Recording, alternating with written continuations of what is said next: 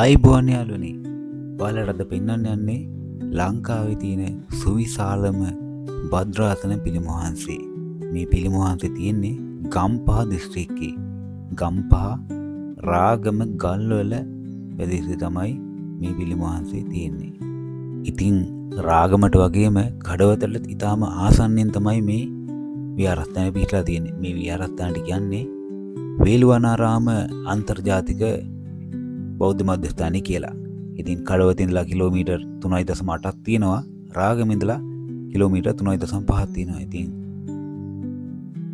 ගම්පහ වැස්සේ සංචාරයේ දෙන ඔයාලට නරඹිය යුතු ස්ථානයක් විදිහට මේ ස්ථානය සඳහන් කරන්න පුළුවන්. ඉතින් මීට වසර 10කට මත්තේ විතර ඉදිකිරීම් ආරම්භ කරලා තියෙනවා.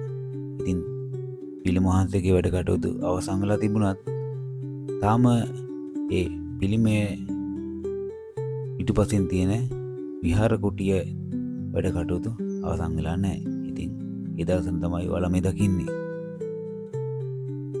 ඉතින් ඔයාලා ගම්පහ පැත්තේ රාගම පැත්තේ සංචාරය දෙනවා නම් මේ විහාරස්ථානය නරඹන්න අමතක කරන්න එපා. ඉතින් ඔයාලා එකතුලා ඉන්නේ travel with Jami YouTube channel එකත් එක්ක.